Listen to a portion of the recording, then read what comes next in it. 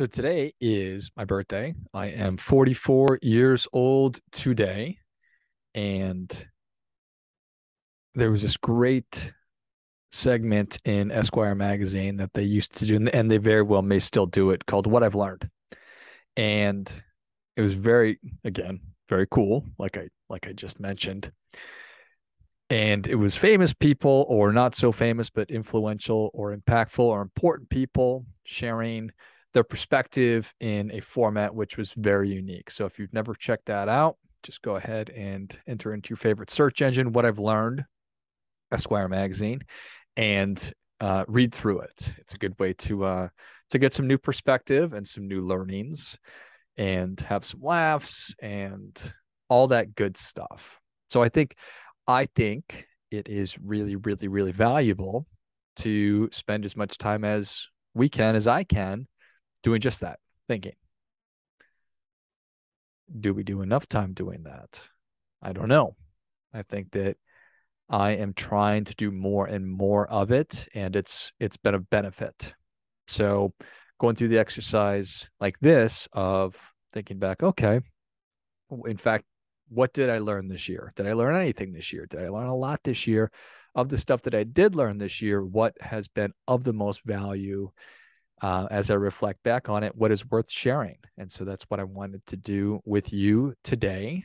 So thank you. And I'm going to wander a little bit and bounce around a little bit, but because it's my birthday, I expect that you will extend some grace to me. So thank you in advance for that.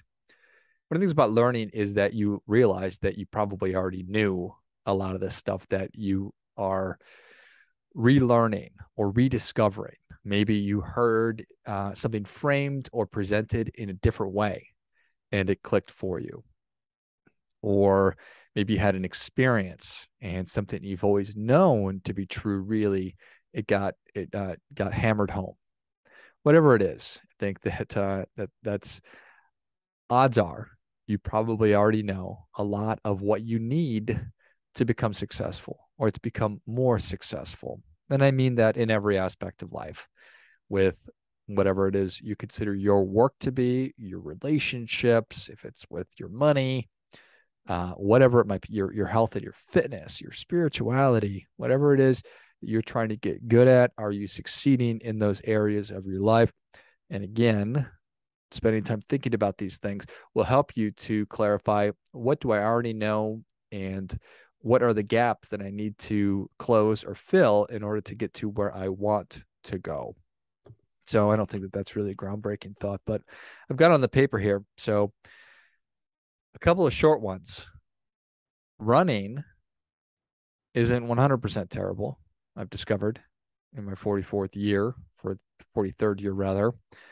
It's only 90% terrible. So that's a pretty dramatic improvement, a 10% improvement. Used to absolutely hate running, started running this year, and you know what? It's not all bad. I could see myself doing more of it.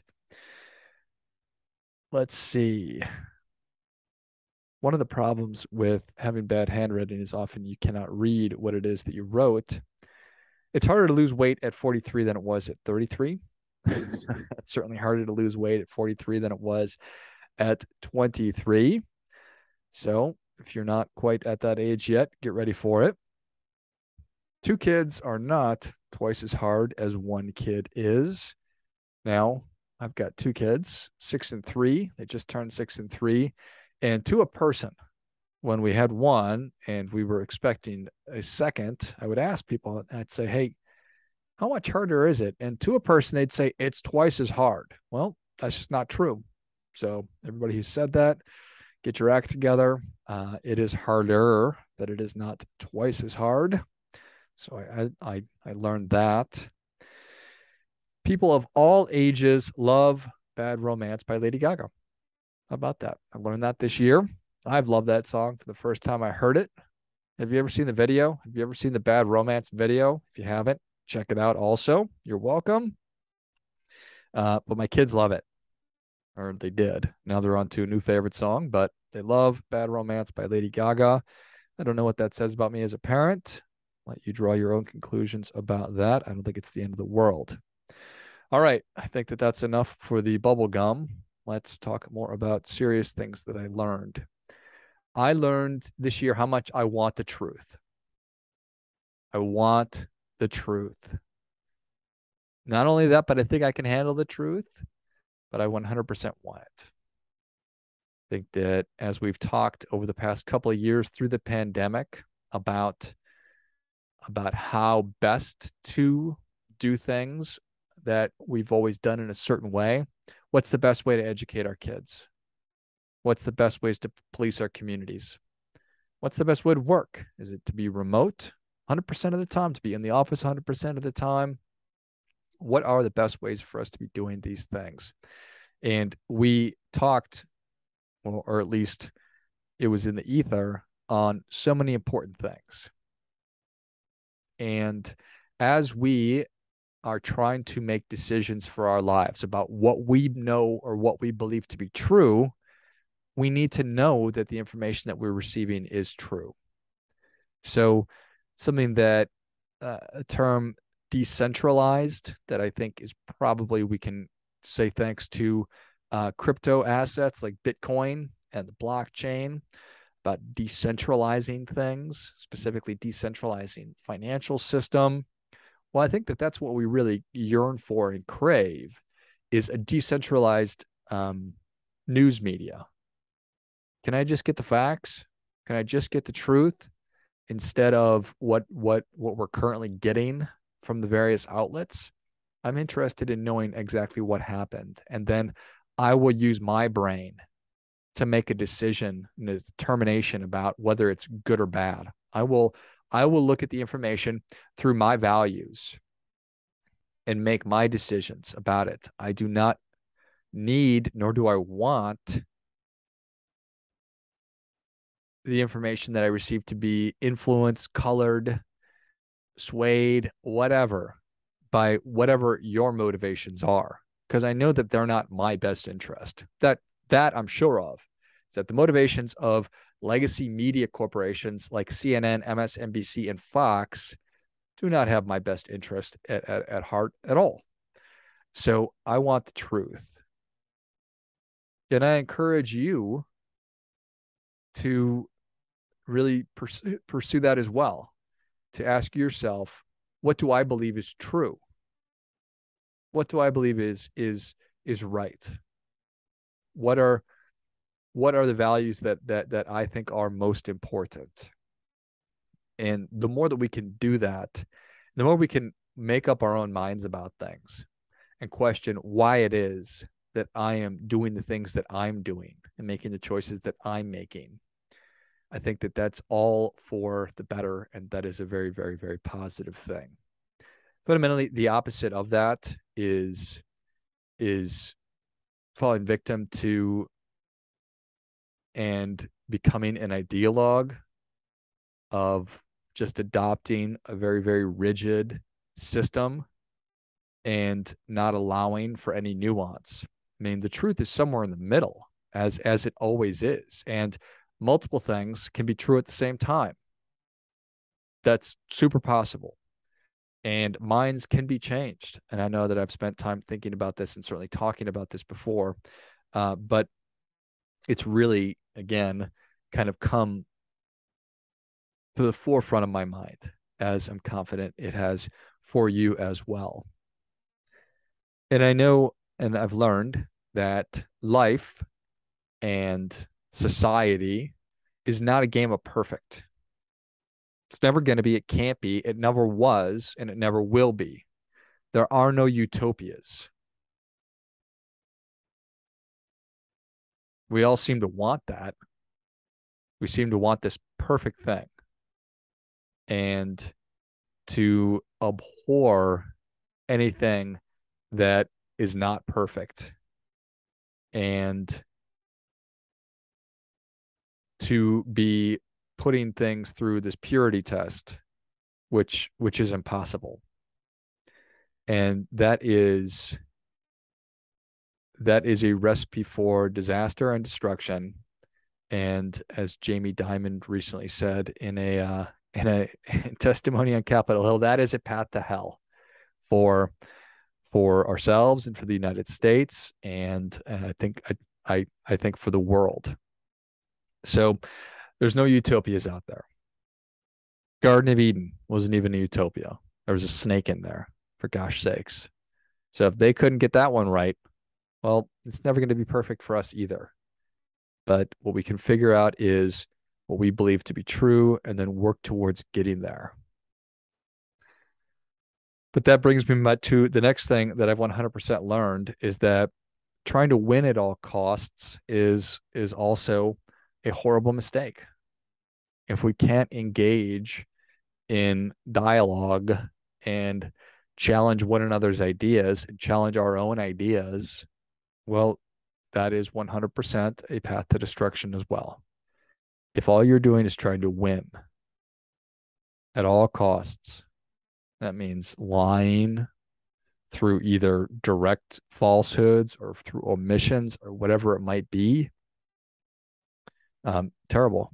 It's going to result in just terrible outcomes for everybody and everything. So, again, we probably already know this. I don't think that anything that I've shared, you're probably shaking your head. You're like, yeah, that certainly does resonate with me. But how do we actually put it to work in our lives? And I've learned that two of the most important things that we have, and I was just having a conversation this morning with a guest on the podcast talking about how we can better position young people for success. And that's something I'm interested in doing. I've been a mentor for a really, really, really long time, essentially my entire adult life. I've had the opportunity to work with young college age kids, college age young people, to be in leadership positions within organizations. And so I am interested in helping to build bridges for future generations. I'm interested in helping. I'm wanting to help people to get what they want. And though my part professionally is certainly related to money, I'm interested in helping people get what they want in every aspect of life. And the conversation I had this morning was about agency and about intention.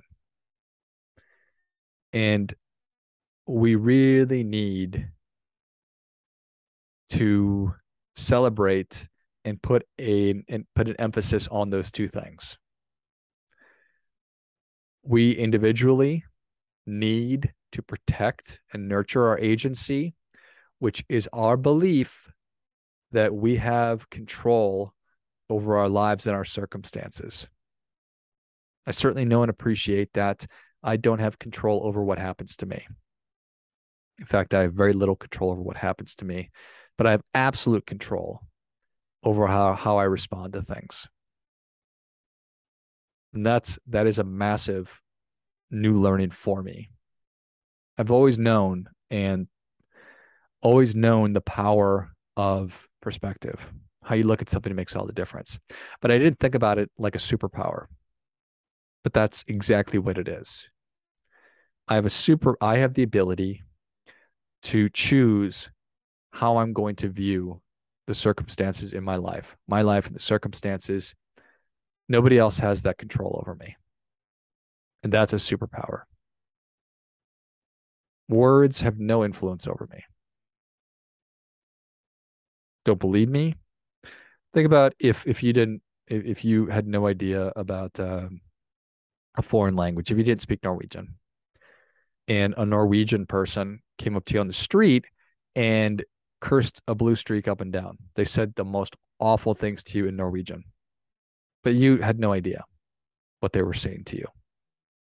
Well, it would have no influence over you. Why? Because it's just words. It's just sounds that somebody else is making with their mouth. The only influence that has on you is how you perceive or choose to perceive it. So embracing that power, embracing that superpower, that's a huge unlock. It's true of everything in your life. You get to choose. You have choice. You have agency over how you respond to all these things. And so much of what I see is people, whether they're trying to do it or not, trying to take agency away from groups and people in society, saying, "Oh, poor you, poor you, you're at a disadvantage." Well, that's stripping people of their agency. So I appreciate that injustice exists in the world. I appreciate that discrimination exists in the world. I appreciate that racism and hatred, bigotry, all these things exist in the world. I know, I get it. It happens. It's happening right now. But individually, you, I, everyone has the choice. You can make the decision on how you are going to respond to things and how you're going to move through life, either letting things impact you right now, 10 years from now, 50 years from now, or you won't let them. And then the intention saying, hey, I am going to work and endeavor, strive, do my best to do the things I've been talking about, to learn, to embrace learning. I'm going to set the intention of thinking at least every day. I'm going to think every day. I'm going to question why I think about things. I'm going to ask myself, what if the opposite of what I believe is true is true? What a healthy thing that is. Really challenge what you're thinking and your beliefs are, why it is that you're acting and responding in certain ways. Like the more that we can do that, the better served that we are. Finally, two really, really, really, really powerful statements that I've learned. Number one is, can you let go of the love you have for your problem? Whew, what a powerful statement that is. Question. Can you let go of the love you have for your problem? I don't know if you can or not. When we drag these problems with us, it's like that old, cartoon with the big dumbbell or the big, metal ball, lead ball chained to your leg. How they used to track, keep criminals from getting away. That's what you're doing. Are you able to let go of the love you have for your problem? If you're not, you're just dragging the thing along your entire life. And the second one is, can you stop arguing for your limitations? Can you stop arguing for your limitations? The reason I am where I am is because of this thing that happened to me. Terrible things happen. The world is a really rough place. The Buddha taught us that life is full of suffering, but he also taught that there's a way out of it. And I think one of the ways out of it is you need to stop arguing for those limitations. You need to let go of the love that you have for that problem or your problems, whatever they may be. Make the decision. Think about what you want instead of thinking about what you don't want. I know this is something I was so guilty of. Just like thinking about what I don't want. Constantly thinking about that. Negative, negative, negative, negative. What do I not want? Well, when you're able to catch yourself doing that, instead of thinking about that, think about, what do I want? How do I want to feel about this situation? And then start doing it. Reframe the way you're thinking about it. Super, super powerful. It's a superpower, literally. So those are some of the things that I've learned. And I think that in the spirit of talking about thinking, I heard a quote recently, and the quote is from Alfred North Whitehead. And he said, the purpose of thinking is to let the ideas die instead of us dying. Purpose of thinking is to let your ideas die instead of you dying. Okay, super powerful. So let's use that. Let's put that to work. You have the ability to think through things, to do it consistently. Um, there are these two wonderful books that I want to recommend to you. The first is The Artist's Way by Julia Cameron. And whether you fancy yourself a creative or not, I don't think that matters. But it's all about tapping into that energy. And the more you can write, like put pen to paper, actually physically write and not type, that's a great way for you to think. So maybe you're listening, you're like, well, I think all the time. Well, if you, one thing that Julia Cameron talks about is every morning she writes 3 pages. She calls it her morning pages. And she just writes 3 pages, no matter what. She might write, I have to write 3 pages. I have to write 3 pages. I have to write 3 pages. However many times it takes to fill up 3 pages. Sometimes, and most of the time she talks about, she just throws it away at the end of it. But you'll start thinking about things and you'll start thinking about different topics. And when you start writing them down, that's how you start to organize your thoughts. And then you start to organize your thoughts, you get better at it. You become better at thinking, you become better at expressing yourself. And if you can think about and express yourself and your ideas, that gets you so far ahead. Such a powerful thing. And the second one is The War of Art by Stephen Pressfield. Also very, very similar in nature, but coming at it from a different perspective and certainly a different tone. So wonderful books. I can't recommend them enough. They're both short and easy reads. The last thing that I learned this year is how to write a book myself. So I'm super excited to release my first book. It's out today here on my birthday, and it is called Be Your Own CFO, a business-like approach to your personal finances. So my work is all about helping people to get better at money so they can live how they want. The whole purpose of the show is to help people get better so they can live how they want. So I would love for you to check it out. I would love for you to buy the book. And if you like it, I would love for you to leave a review. Thanks as always for checking the show out. If you like the show, I would be super grateful if you would share it. I'd be super grateful if you would leave a review for the show if you've not done that. And we're also on YouTube. So we've got a YouTube channel, if you're aware of that or not. So if you're interested in seeing my smiling face as well as our guests' smiling faces, you can do that there. And then obviously, as always, check out lifeblood.live, which is the site. A ton of great resources on there as well. So thanks for everything. Happy birthday to me. Pick up a copy of Be Your Own CFO, a business-like approach to your personal finances. You can find the link in the notes of the show here. And here's to another great year.